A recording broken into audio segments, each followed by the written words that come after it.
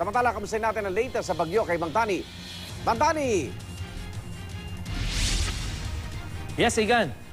Yung nararamdaman natin, Igan, yung hangin na ito at ulan, ito na yung bahagi nitong sentro nung bagyong si Glenda. Pero wala po sa atin yung sentro. Sa huling taya ng Pag-asa, ito ay nasa may Talisay, dyan sa may Batangas. So halos south ng Metro Manila at may lakas pa rin itong 150 kilometers per hour at bugso na umaabot ng 185 kilometers per hour. Anong oras po tatawid ng Metro Manila ang bagyo? May babala, no? 6 to 8 yung lakas ng hangin po nito. So tama yun, Igan. Pero yung sentro, mukhang hindi dito dadaan. At yun ang dapat nating hindi naman ipagpasalamat dahil dumadaan din yung sentro niya sa ibang bahagi ng lugar, Southern Luzon. Medyo lumihis. Medyo lumihis dahil dito sa south siya dumaan, yung tinitingnan nating mapa, ito yung Maynila. Yung nakikita mong kulay blue na yon, Igan, yun yung parang, yun yung yan.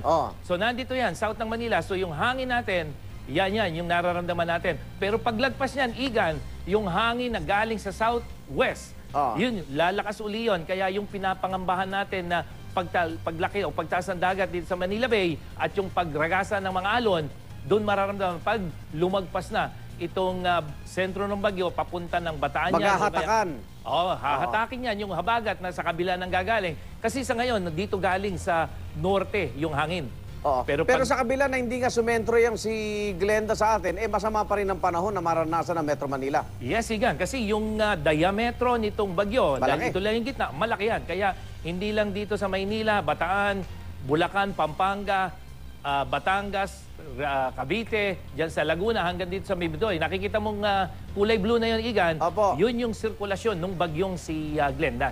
Medyo bumilis daw po ang takbo nito at anong oras lalabas ito ng ating kalupaan?